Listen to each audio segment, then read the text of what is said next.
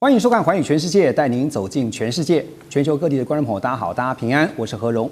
兩岸大事國際焦點深度剖析，打開視野。透過 YouTube 收看朋友，請您幫我們按讚、訂閱、加分享，動動手開啟小鈴鐺。也歡迎您告訴我們在哪個城市打卡收看。歡迎大家多多的留言，表達您的觀點與意見，跟我們交流一下。當然，別忘了幫我們熱推一下。好，來歡迎今天3位來賓。首先是前立委雷倩，倩姐好。主持人好，觀眾朋友大家平安。另外是美國共和黨前亞太區主席方恩格 Ross， 大家好。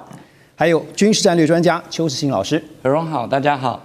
好，觀眾朋友們，這個禮拜的焦點還是鎖定在中東啊。我們都知道，美伊協定好說這個停火2週的期限，下個禮拜4月22號這一天就要到期了。上週末呢，美伊雙方的談判，我們知道最後是沒有結果。這個范斯，美國的副總統呢，他是無功而返。而第2輪的談判傳出在20號這一天會繼續登場。美伊的局勢會不會陷入加薩模式啊？就是打打停停。但如果真的是如此，川普恐怕是不樂見。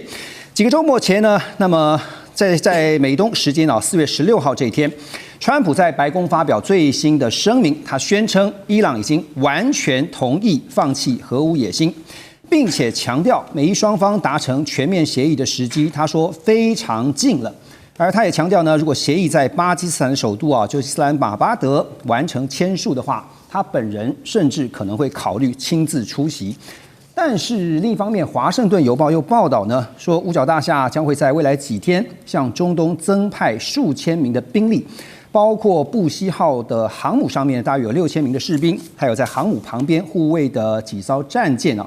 那也有約4200名隸屬於全獅號2棲戒備群以及上面搭載的海軍陸戰隊特遣隊第11海軍陸戰隊遠征部隊的士兵，預計在4月底會抵達中東。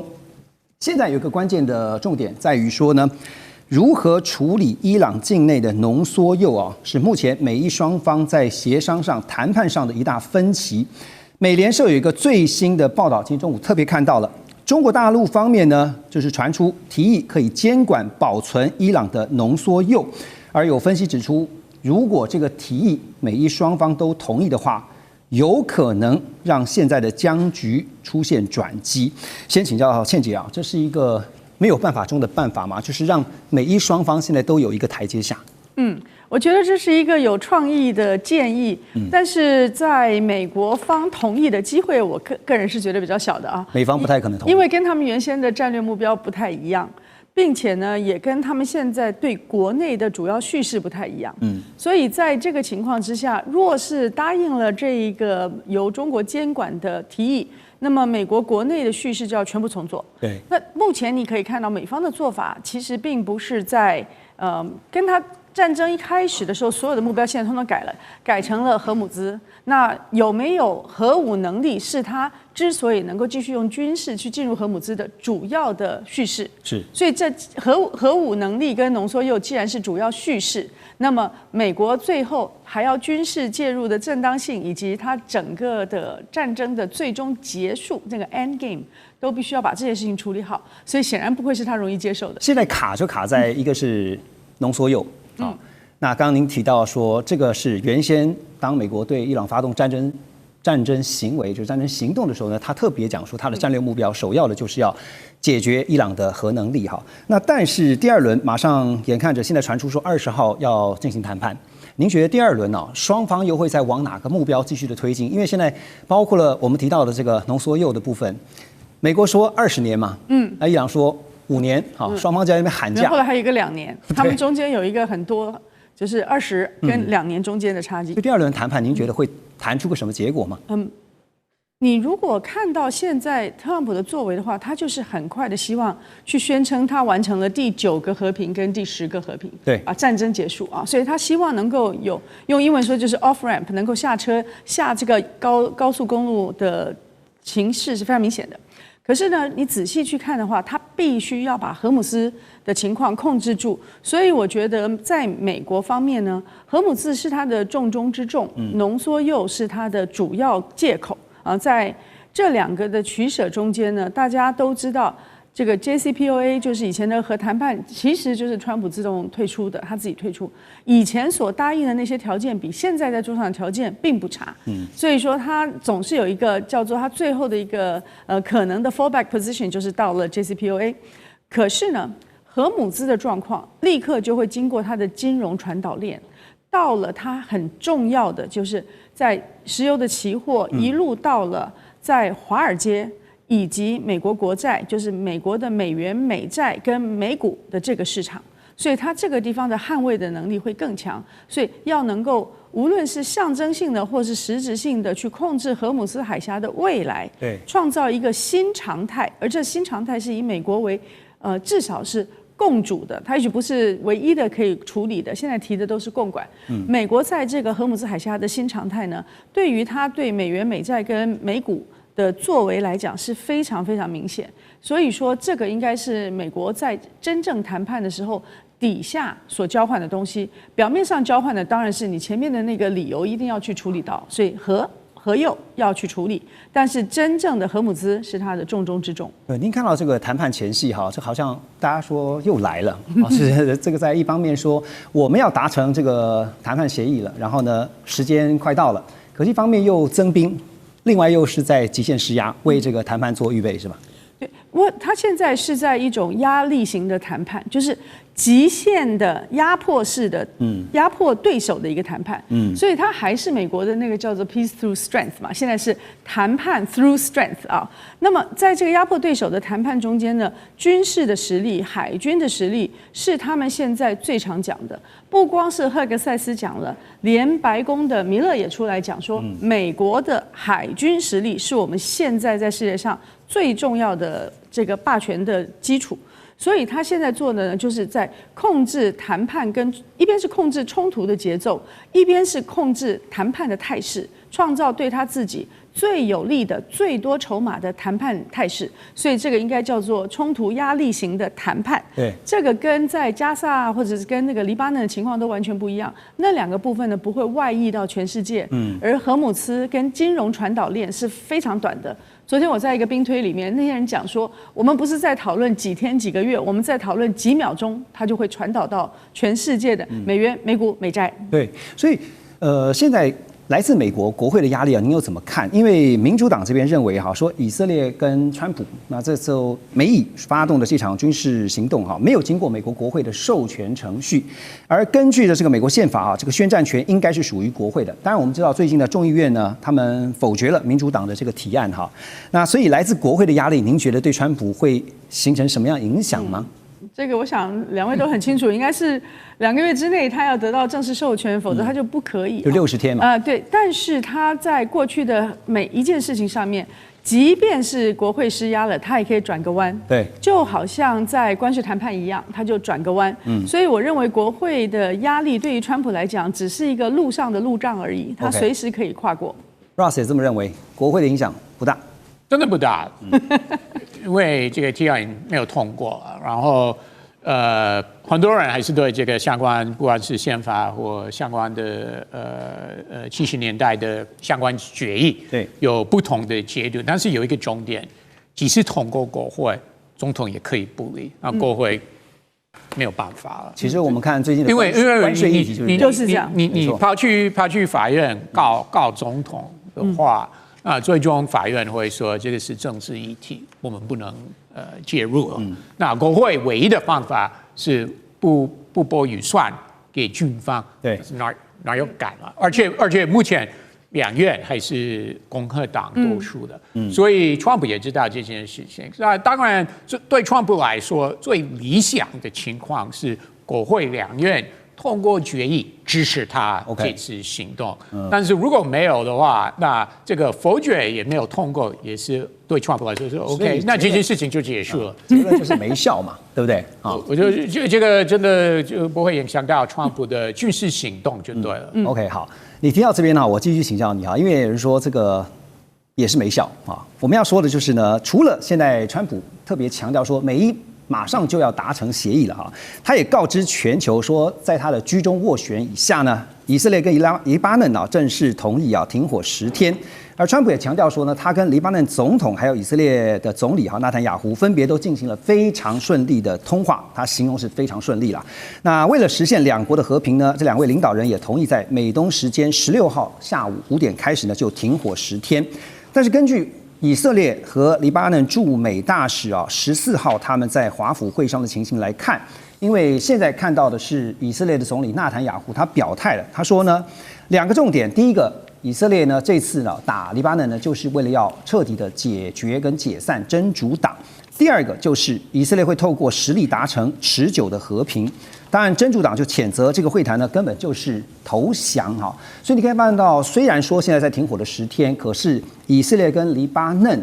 似乎還有得打。《紐約時報》的獨家也說呢，以色列最近放出信號啊，說就算現在的衝突結束，也計劃要佔領以色列目前打下來的這個他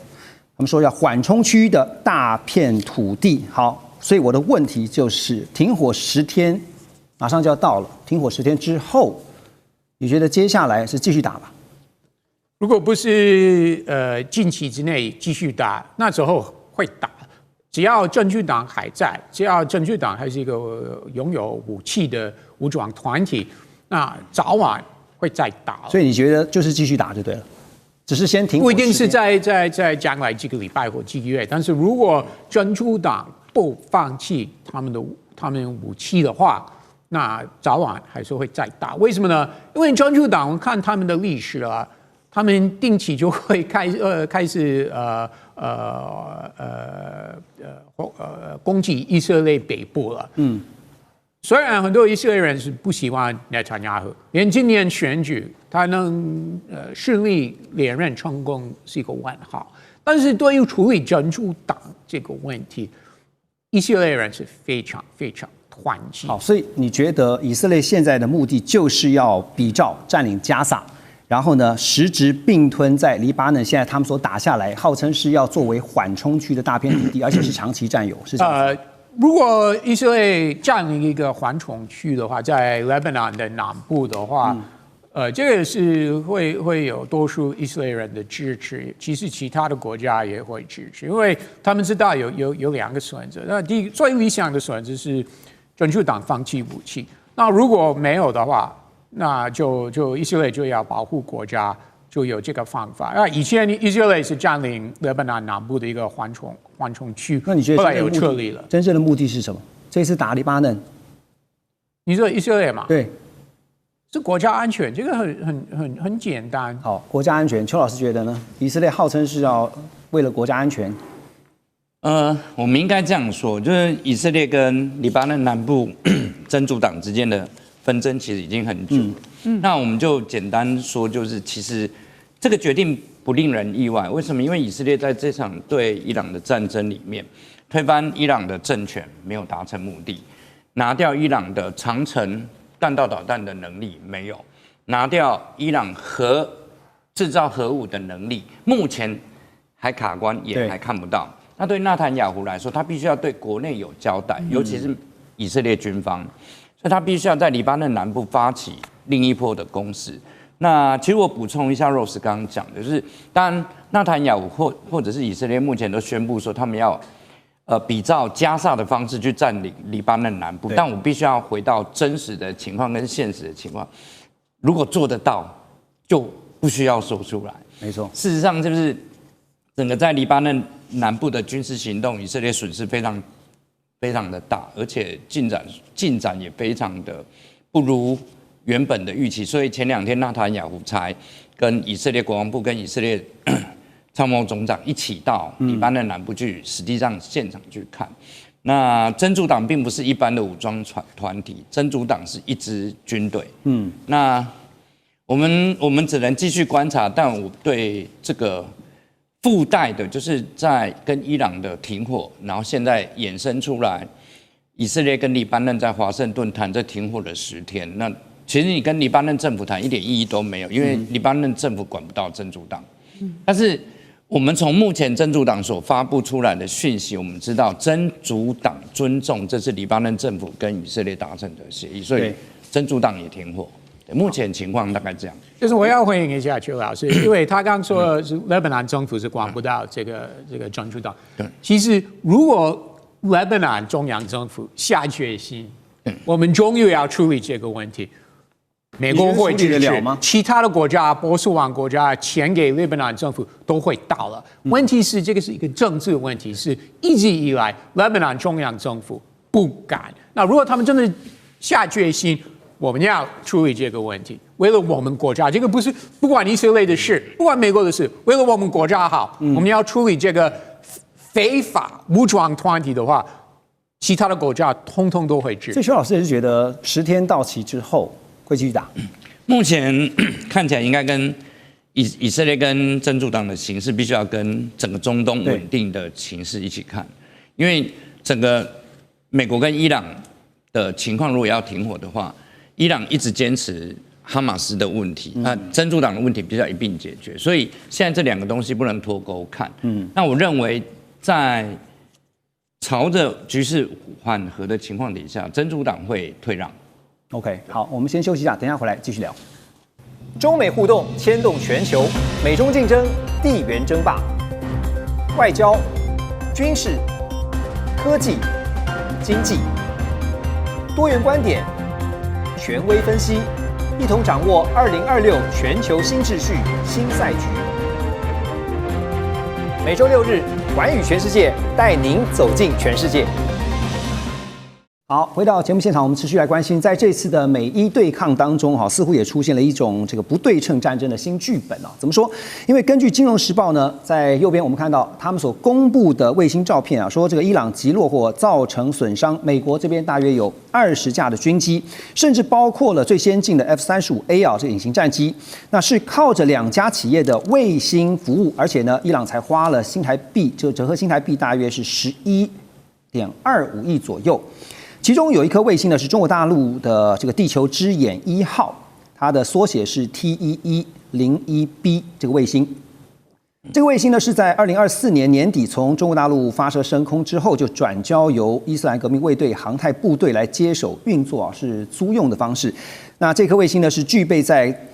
軌高解析度的衛星，可以支援農業、海洋監測還有災害防治相關的應用。這個衛星呢是由北京木美星空科技公司，那這家公司是在2021年成立的哈。這個公司發射跟製造這顆衛星啊，使得伊朗呢在完全沒有地面設施的情況之下，能夠順利的接收衛星的高解析影像。所以我的問題啊，請教邱老師是：伊朗革命衛隊透過管理的這顆衛星啊，這次也看到確實發揮了效果，鎖定美軍的很多設施，精準打擊。但是會不會被扣上一個說？這個中國大陸軍援伊朗的這個帽子，然後呢，使得美方進一步的對中方去施壓，您覺得？這其實這個帽子很難扣。第一個就是對中國大陸來說，其實他們這幾年有一些比較先進的，而且是技術在前沿的一些對地偵測的衛星，那不僅僅只是光學，它包含毫米波，然後還有包含合成孔徑的部分。但這些衛星其實中國大陸的定義都是，就是農業用啊，就是幫忙種菜啊，非軍用，對，或者是海洋監測啊、勘災用，這是典型的說法。那當然，你只要有錢，那你可以跟他們簽訂合約，那你可以取得影像。但我們知道，其實，在這場戰爭裡面，影像其實只是第一部分，因為人造衛星的圖像可能跟我們一般人的想象不太一樣。人造衛星的圖像照下來，大概就是我們桌子這麼大，一幅就是桌子這麼大。那你要靠人眼去辨識這麼大的一張照片上面的一個目標，沒錯，你是高解析度，但是那是一個很困難的工作。其實真正的關鍵就在於，除了伊朗可以獲得這些人造衛星的影像以外，其實另外一個就是我們其實也有一部分軍事觀察家在觀察，就是這場美國、以色列跟伊朗的戰爭裡面，其實大概是我們看到第一場人工智慧雙方不同技術的一個比較。那比如說在一開始戰爭剛開始的時候，比如五角大廈使用了，比如說OpenAI 或者是 Palantir 的。美國的一些國防新創產業所提供的人工智慧的服務，很精準的鎖定伊朗所在的目標。那這個是一種應用。那對我們來，當然沒有證據，但是我們合理的懷疑，就是在這個過程裡面，人造衛星的影像其實必須要透過另外的軟體，比如透過人工智慧跟電腦視覺在處理，才有辦法把一張桌子這麼大的畫面，很精準的去辨識出裡面每一個可能都只有我們指甲不到的大小的。未來透過 AI 可能會更方便。對，那你只能透過 AI 來做。以前為什麼也有影像，但是以前為什麼沒辦法做到這一點？是以前還沒有這個技術。是，但是這一次我們可以看到，就我們可以透過這場戰爭，其實也可以觀察到中國大陸目前在人工智慧跟電腦視覺的部分，其實是走在全世界最前面。為什麼？因為我們只有用這種合理的解釋，才能夠說明為什麼在開戰第一個禮拜，伊朗的所有的雷達系統大概已經被炸得差不多。就我們保守的估計，伊朗的偵測能力只剩下25%。理論上來說，它是沒有辦法發現美國跟以色列的軍機以及海灣國家這些美軍的目標。對，但是我們從現實來看，伊朗的確知道，而且的確很精準，而且他連在哪一棟建築物的哪一個位置，他都可以很精準的判斷。那這個已經不是當時以色列所具備的技術跟能力，因為他已經沒有雷達了。所以我們现在從這個伊朗對抗美國的這個方式來看哈，其實伊朗也變聰明了哈。對，包括剛剛我們特別提到說，他從228這個被攻擊以來呢，就沒多久宣布這個封鎖荷姆斯海峽，但是現在最新的就是說又要開放。可是在說要開放是說呢，伊朗在周末前啊，他們宣布在停火期限，就是剛剛提到那個日期4月22號以前完全開放荷姆斯海峽。可是最新又有一個態度啊出現轉變啊，就是這個國會議長呢卡利巴夫他們宣稱呢，他說除非美國解除對伊朗港灣的封鎖，否則呢這個海峽還是持續關閉啊，說開了又關，關了又開啊。那當然還酸美國總統川普呢。他說，美國總統川普1小時內說了7項錯誤消息。好，不過當這個荷姆斯海峽完全開放的消息傳出之後，哈，也看到國際油價確實是應聲大跌了超過10%，跌破每桶90美元的大關。美國西德州原油期貨價位呢，也在盤中17號這一天盤中急跌了11.5%啊，降到了每桶83.85美元。布蘭特也是哈，報價是每桶88.9美元，陡降了10.6%。而在伊朗宣布開放的前一天呢，根據大陸新華社的報道，也看到說中國大陸的外長王毅啊和伊朗外長阿拉奇兩人通了電話。王毅特別強調，國際通行海峽的航行自由跟安全都應該受到保障。而阿拉奇則表示呢，希望中方為促和止戰發揮積極的作用。另外有一個媒體是 Iran International， 他們報道說，伊朗透過控制荷姆斯海峽，向每艘郵輪要收取大約200萬美元的過路費。到目前為止呢，根據他們的了解是還沒有收到任何的款項，所以現在變數還是非常的詭譎啊。那對照這個，現在川普他是用封鎖來控制你的封鎖，就是用我的封鎖來反你的封鎖。好，變數很多，荷姆斯海峽會不會一直是處在一個雖然開而不通的狀態啊？我現在應該說，美國是用封鎖來對抗伊朗的管制。因為伊朗它這一次就像剛才和榮說的，是很聰明的走在自由航行的邊界之內。那你也看到呢，中國大陸也說了，沿岸國家擁有一定的自由。那所謂的自由航行的邊界之內呢，是在靠近它的這一端，它做了管制，確定了航線，並且呢做一些檢查跟許可，所以它就在程序上面啊，就是行政程序上面跟航線管制上面呢做了一定的管控。那麼這個呢，你不能說它開，但是你也不能說它沒有開。好，所以它是法律上開放，實質上用管制的方式呢，降低它的自由的那個部分啊，自由航行，哎，對，指定航道，然後用檢查和審查的方式呢來處理。那在這個過程中間，其實比較重要的是說，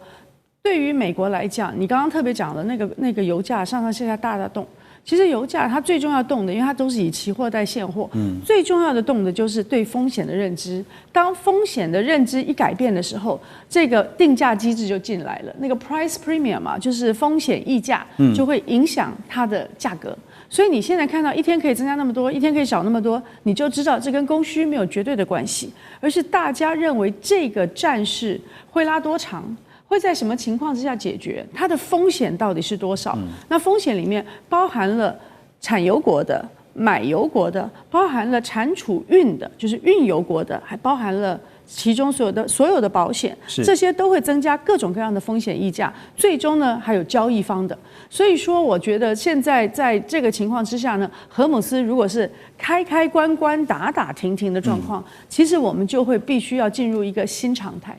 這個新的常態呢，是油價在一個比較寬的這個範圍之內呢，它會上上下下跑，跟着新聞來走。不論是說美國的新聞，或者是戰爭的新聞，它會跟着新聞走。只要它是跟着新聞走，它剛才我就講了，它的傳導就是非常快的，因為金融的傳導是以秒計的。它不是我們現在說，哎呦，那到了春天沒有辦法耕種，然後農業會受到影響，那個是以年以季來計。可是金融的傳導每天都是以秒計。每一件事件都是以秒計，所以我們現在看到，其實看起來穩定，其實是高度變動的一種動態的平衡狀態。对，所以其實最近你會發現，不管是企業或者是一般的投資大眾啊，這個心情都是七上八下，隨時盯着新聞看，因為這個一日數變啊。那當然，這個美國財長貝森特最近呢，他也針對這個經濟局勢啊，還有相關包括像中東的局勢呢，他在白宮的記者會上面表示，他特別提到，他說伊朗啊有90%的石油都是出口到中國大陸，約佔中國大陸能源需求的8%啊，所以他說了這麼一句話，他說美國相信中國會暫停向伊朗買石油。他還說呢，財政部已經寫信給2家中國大陸的銀行，警告說，如果發現有處理伊朗金流的話，美方將會祭出次級制裁。啊，美國石油學會啊，也是美國唯一的石油行業協會，他們就警告說，如果允許伊朗在關鍵國際水道收費，那麼將會為其他國家就是開了一個大門啊，大家都紛紛的來仿效比照辦理，進一步呢會傷害到常年建立的自由航行原則。所以現在面對的不只是能源問題，是整個全球經貿體系的潛在的轉折點。好，所以拉回到美國說呢，希望斷絕中方跟伊朗做生意，也不希望伊朗現在在荷姆斯海峽這邊來收費哈。但是怎麼樣能夠照着美方的意思去看到他們想要發生的樣子呢？原來川普的他的想法是要組織其他國家的這個油輪付這個過濾費，但是這是他第一個宣布的。對，那後來改成封鎖這個伊朗的港口，不讓伊朗的軍艦出來。其實我個人認為他原來的想法是蠻聰明。你覺得他越來越聰明？我說原來的想法，對，原來的。如果你不管你是哪一個國家的油轮，你付這個過濾費，那我們美國海軍不讓你過去了。我覺得這個想法是很有智慧的。其實我不知道他為什麼放棄這個構想。或許其他的國家說，我們不希望你們美國海軍來攔下我們的油輪檢查，我們有沒有付過濾費？那川普就說好了，那放棄這個計劃，那我們就改成封鎖伊朗的港口。所以其實我覺得，川普通常要在美國夏天停戰，這個我在節目有說過。對，一定要設定一個時間點了。對，所以對他來說，算是還來得及，他可以看各式各樣不同的方法，然後跟伊朗已經算是進入一個撲克牌的競賽，那看誰會先讓步了。那目前川普不願意讓步，那不管是不讓其他國家付過濾費，或封鎖伊朗的港口，或者寫信給中國說，如果你們銀行跟伊朗做相關交易的話，我們會制裁、再加制裁等等。那美國還是在這個階段啊，就是我們看哪一個手段會成功啊，看看在這段期間之內，伊朗會不會讓步？所以你覺得伊朗不會讓步，川普也不會讓步？我兩個僵持不下。我站在美國的立場，我當然希望伊朗會讓步，因為說實在川普不會讓步。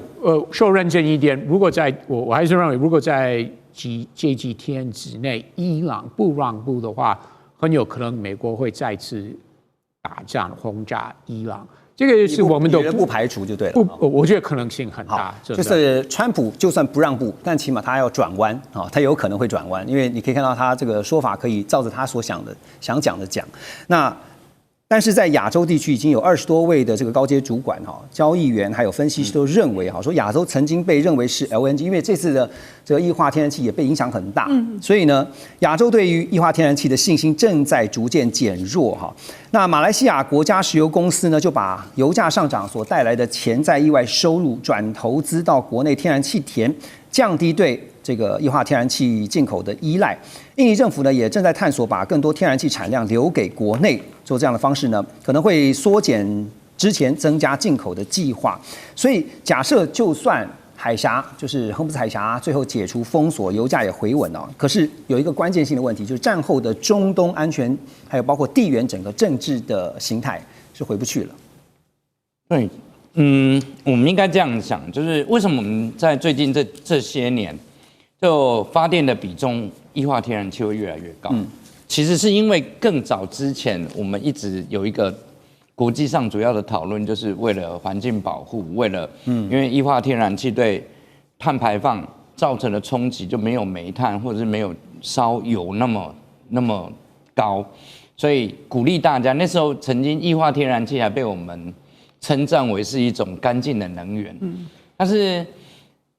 液化天然氣因為它天生儲存跟運輸都是困難的，所以一般國家當然不太可能。你战備的純油很容易，但是你液化天然氣你要拉到像純油這麼高的庫存，一般國家大概承受不了。那這是你過度使用，你的發電比例裡面液化天然氣佔比過高，這天然的脆弱點是這樣子。那我們要看說，那萬一這場戰爭如果結束之後會怎麼辦？第一個，我想在這一波大家驚嚇過以後，液化天然氣未來佔全世界各國的發電比例一定會下降。那可能原本已經規劃的，或者是原本計劃的這些發電機組量可能會被砍，會開始往下修。那這是第一個。第二個就是在這次的戰爭之後，其實有一些液化天然氣生產主要的國家，像卡達，那液化天然氣生產設施其實是很脆弱的，當它在承受戰火的承受能力，可能跟其他的石油生產設備又不一樣。那這也導致說，即便是戰局穩定下來，液化天然氣的出口量可能會比石油出口量要拉得更長，才能夠補得上來。那整個中東的架構，我們只能說，川普在一個不應該開打的時間去打了這場仗。那他打這場仗，理論上來說就推翻了很多我們過去傳統地緣政治或者一些地緣戰略的報告做的評估。比如說，當中東發生戰爭的時候，理論上來說，我們看到非常多的報告都是中國受傷會最嚴重，但這場戰爭其實發現，這些評估基本上都是倒着來的。對，那也會帶動新一波。就未來中東的地緣政治會怎麼樣改變，我們不知道。但美國還能不能像這次戰爭之前在海灣國家有得到絕對的話語權？我想可能都不知道。但唯一我們可以確定的是，伊朗被美國這一打，就變成中東的強權，這大概是免不了的。就簡單也做個結論，就是戰前的這個態勢啊，現在絕對是回不去了哈。我剛剛也特別聽到倩姐的分析啊，就是全球因着這個美伊的戰爭呢，不管在石油啊、天然氣的這個供應方面呢，未来也就要習慣了一個新常態的來臨。我們休息一下，馬上回來。中美互動牽動全球，美中競爭，地緣爭霸，外交、軍事、科技、經濟，多元觀點，權威分析，一同掌握2026全球新秩序、新賽局。每周6日，寰宇全世界帶您走進全世界。歡迎大家繼續回到寰宇全世界。川普最近為了美伊戰爭也槓上了教宗啊，怎麼回事哈？因為大家都知道，這個針對教宗最近他一連串對於美伊戰事呢，他有他的一些看法跟反戰的態度。那麼針對教宗良14世啊，那透過外界的這個引述呢，是說他用了聖經的教義批評美伊戰爭，他覺得真的是不應該發起啊，甚至還用暴君來形容這個川普。那川普呢就在社群媒體發動了連番炮轟，他指責教宗對於犯罪軟弱，向激進左翼靠攏，甚至宣稱呢教宗能夠當選都是因為他的關係，應該全歸功於他，怎麼不想想這個當初是誰幫他坐上教宗的位置啊？這句話真的，一講出來的時候，全球譁然。好，那先前呢，大家還記得嗎？前幾天他發了一張這個圖，結果立刻又撤掉了哈，就是大家就是解讀哈，因為如果是有信仰的人都知道，那個就是救世主哈，在按手治病。好，那麼發的這張圖呢，引發軒然大波，到現在為止還是餘波盪漾。另外呢，不只是川普啊，包括看范斯也加入戰局哈，也是跟着罵教宗，相關的言論呢持續發酵。可是美國《華盛頓郵報》就特別指出說川普最近的行為是越來越脫序哈，而且他這麼做呢，正在把基督教右翼勢力的核心支持者容忍度推到了極限。《華爾街日報》也警告，過去從來沒有領袖像川普這樣敢公開對教宗開火。好，當然教宗呢，這個量14世啊，現在呢，当然這個教宗不像以前的教宗是屬於比較溫和的單打獨鬥，而是步步為營。爭取全球教會的支持，透過他超高的民調支持度跟嚴密的教會系統，對川普發動反擊。現在信仰跟選票發生了衝突，川普原本他的這個穩固的天主教票倉也傳出有裂痕。這個《紐約時報》呢也透露，在白宮內部有一些川普的顧問私下也承認說，川普對教宗的攻擊並不聰明，這不是智慧的做法。好，那現在怎麼看這個事情呢 ？Ross， 這個川普這次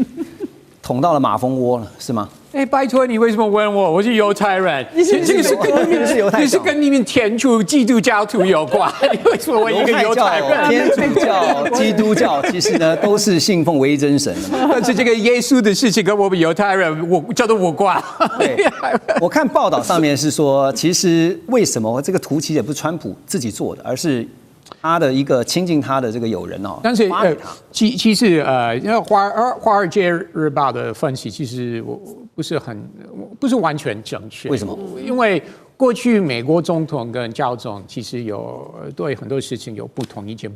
不是川普這次回來執政第一次而已。過去我說從冷戰到現在很多次，尤其是美國海外軍事行動的時候，那教宗常常會批評，或過去美國都會移民，不是川普。美國對移民才會有加強控制。過去因為這個議題，前任教宗也有批評過美國總統，所以真的不是第一次他們站在不同的。你的意思是說，美國總統跟教宗之間有些意見不同，彼此會互相？以前是有的，我覺得並不是第一次啊。但是會像川普這樣子開玩笑開過火？川普對每一個人或每個政敵他都會這樣，又不是第一次。雖然很多人會認為，你怎麼會對教宗這樣？但是川普用這種方式直接罵、批評，用什麼圖案等等，攻擊他的政敵，這是他的常態。你覺得他發那個圖適當嗎？當然不適當，所以他就立刻撤回了。但是這個是他發了，他撤下來，但他現在還是繼續針對教宗反戰這個事情在罵，所以他會小心一點而已，尤其是在小心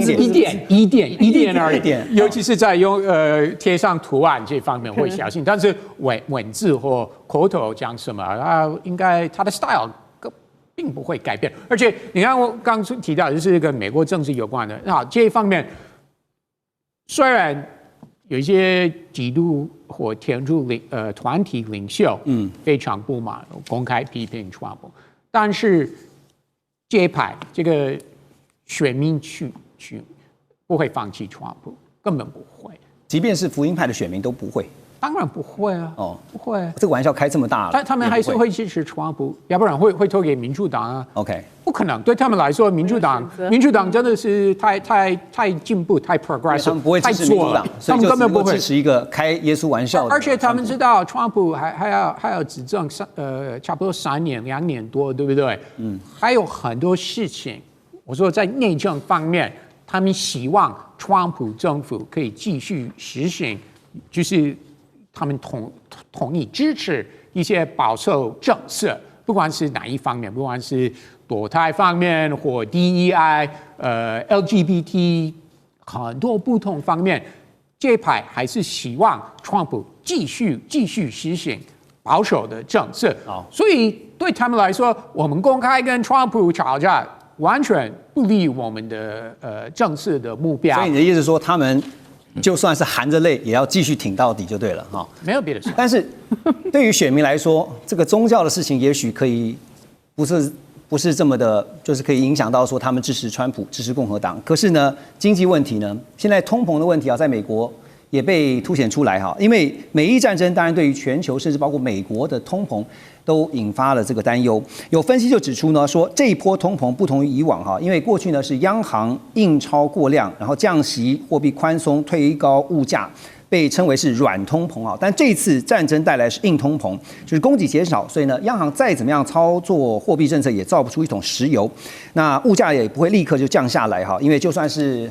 荷姆斯海峽明天就通過的話啊，就是可以自由航行，但是也不可能立刻就把油價降到原先這個低的水準。另外有一個數據就是美國4月份的 CPI 啊，它是3.3%，顯示通膨的疑慮真的還存在。好，那麼美國呢，現在要面對的全球關稅也是一大問題。美國財長貝森特呢對此也表示啊，說先前川普被最高法院不是裁定違憲呢，取消這個多項關稅哈，最快在7月就渴望恢復原先的關稅稅率。他特別提到說，不用怕，因為呢，我們只要祭出301條款，叫繼續就可以讓7月份呢回歸到原先的關稅的水準哈。所以倩姐怎麼看哈？這個貝森特的說法，他說只要是301，反正就是無往不利。貝森特最近的角色越來越鷹派啊，除了講這個只要用了301，我們就可以回到原來跟其他的國家。那這中間還有我們以前就已經討論了，它其實有4個不同的法律的角色跟工具可以使用。那同時呢，它也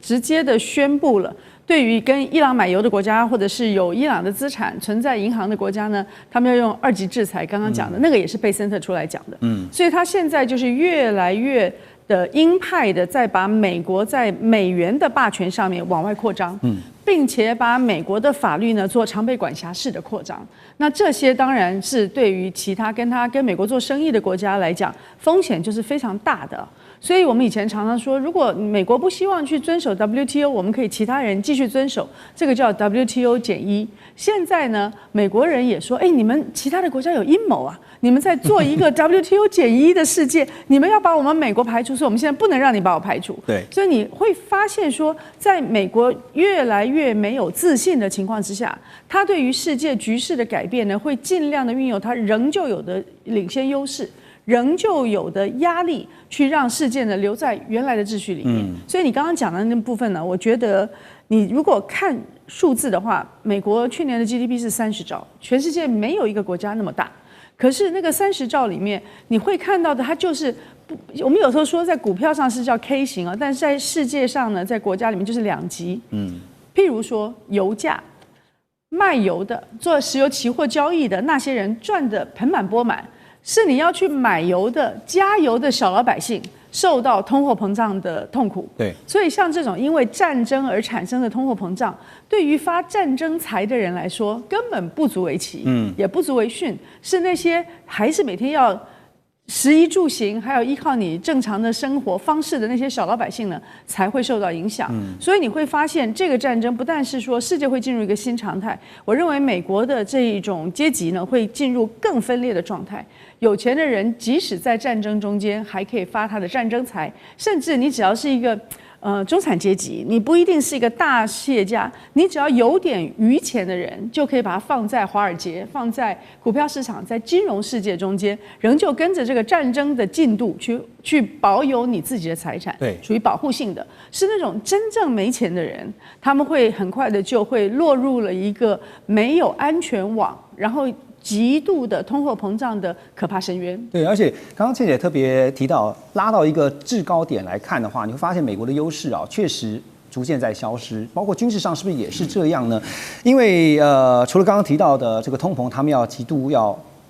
要來預防，要小心以外哈，軍事方面哈，美國海軍新聞發言人最近他們確認呢，說在維吉尼亞州諾福克海軍造船廠內例行維護的尼米茲級的核動力航母，就是德懷特·艾森豪號，突然傳出了有火災的事情。另外呢，福特號現在已經連續部署要將近300天了，這個記錄已經打破了從越戰以來美軍航母單次部署時間最長的記錄。但現在呢，這個航母還是持續在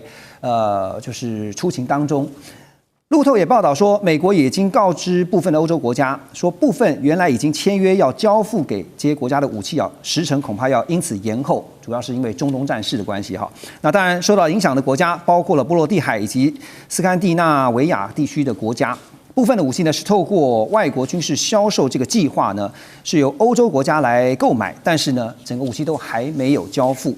海事戰略中心也指出，美國海事工業基礎正在持續的萎縮，那產能跟效率都沒有辦法支撐未來數十年的這個戰略需求啊。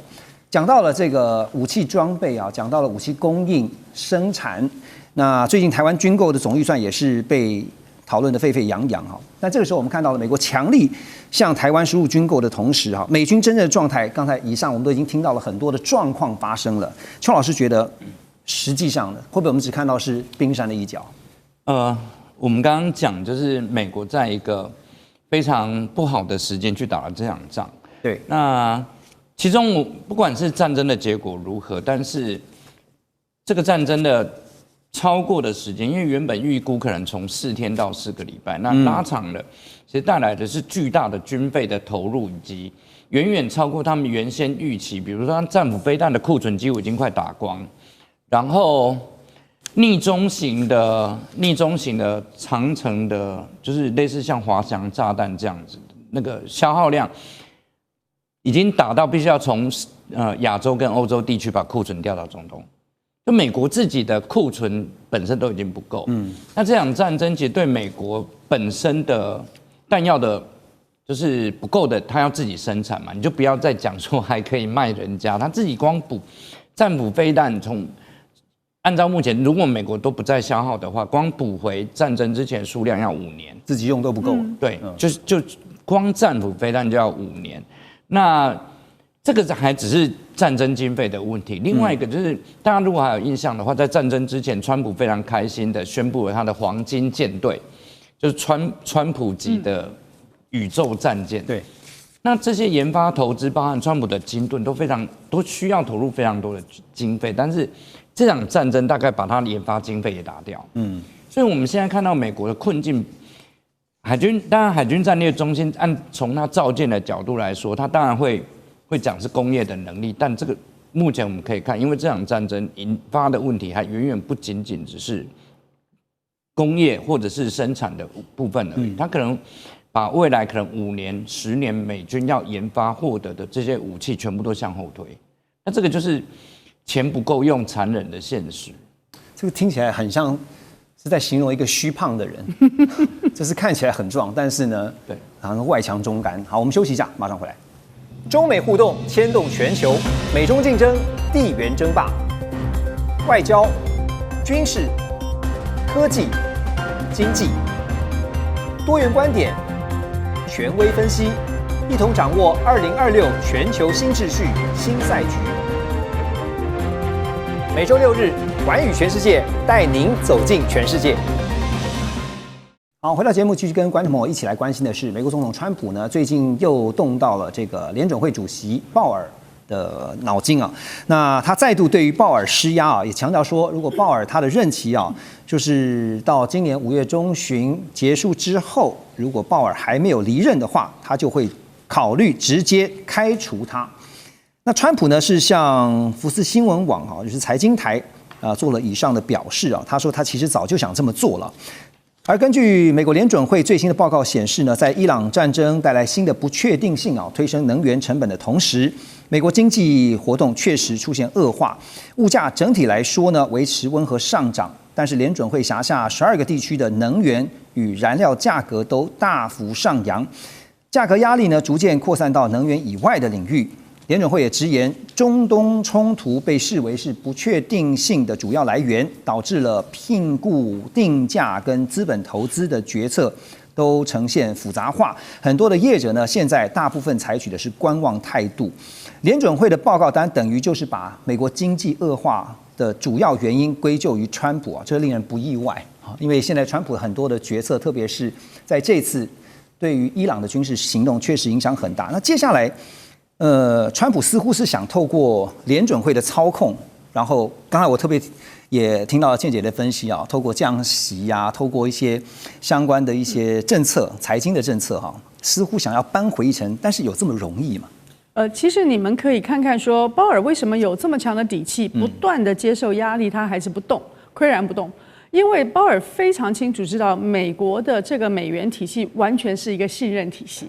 它沒有一個實體的锚定物，已經非常多年了。那因為大家都似乎還接受美國是一個不會倒的國家，所以对於這個信任體系的一些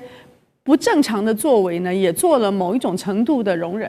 現在如果他們開始受到政治的影響跟政治的指揮，那麼鮑爾所要捍衛的這個美元體系是攔不住的，是沒有辦法的。所以我相信鮑爾比誰都更清楚知道，就算是川普去威脅他說我要起訴你啊，我要去把你讓你灰頭土臉的下台，用各種的方式去威脅他的時候，他沒有聽美國政府的指揮，因為這個體系只是信任，就是一個信任。你只要把這個信任戳破了，就好像我們小時候看到那個荷蘭那個小男生在那個海堤旁邊，用他的手指頭去堵住那個洞，因為那個洞呢，他的手指頭不在那裡的話，水一進來，整個堤就會潰堤。做聯準會的人比誰都知道，美國已經動用了他所有可以動用的工具，包含了去向其他的国家發送流動性去支撐他們，使得他們能夠返回來支撐美元。在這整段中間呢，做了這麼多的动作，所以每天跟我們講的什麼經濟上面的這些東西呢，都只是前面的幌子。幌子就是招牌嘛，啊，就是前面一個合理的敘事，告訴你說我可能有通膨，我可能有就業率的問題，但是事實上呢，是一個大的流動性，這個東西他們已經在盡量的去追了。剛才我講說，美國的 GDP 是30兆，全世界沒有那麼大的國家，可是你看看這 GDP 的它的真實的成分的話，你也會嚇一跳，包含了它的非常高的醫藥成本，都是在 GDP 裡面。它的醫藥成本越高，人民需要去花的那個健康所要支出的越多，就是他們越不健康的情況之下，美國的 GDP 是膨脹的，所以美國的 GDP 要拆開來看，因為它跟其他國家不一樣，所以鮑爾他們呢更清楚的知道，他們如果不捍衛美元的信任，那美國的美元體系就一定崩解，還不需要靠別的國家去做什麼替代體系啊，或者是電子支付啊，或者是本幣支付，都不需要。美元本身的信任是在最危險的狀態。我聽倩姐這樣分析哈，我剛剛就想到，那接下來渴望就是有望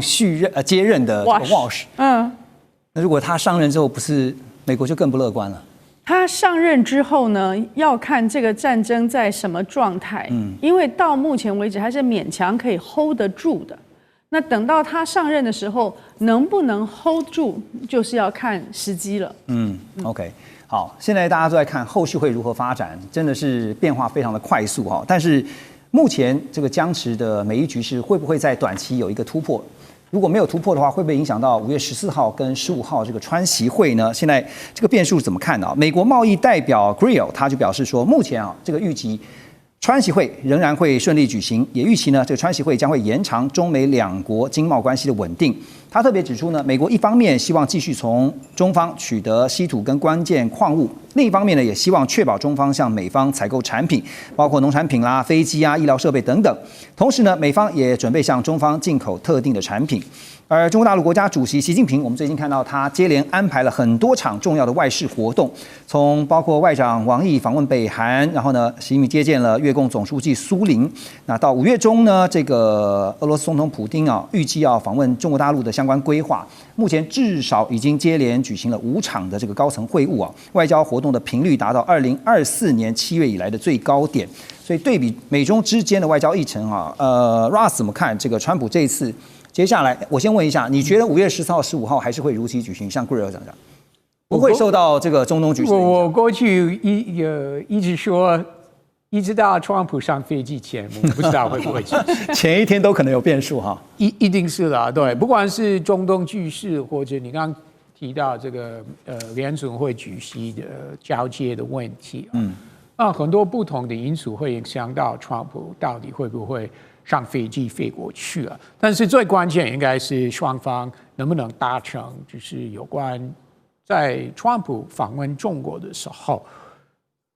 能不能宣布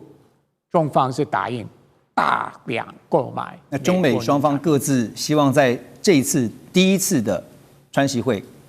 希望能夠得到什麼樣的成果呢？對川普來說，對美國來說非常明顯是希望中方宣布我們要購買多少農產品或Boeing 的客機。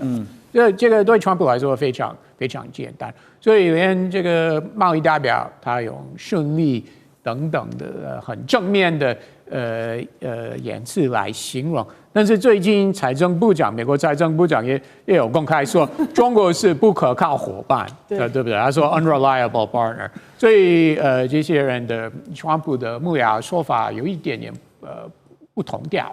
但是很明顯，川普是希望他在北京的時候可以宣布中國同意購買多少美國農產品或Boeing客機。那如果沒有的話，如果事先沒有這個共識的話，那他為什麼要去？可是就要看美方能拿出什麼樣的交換呢？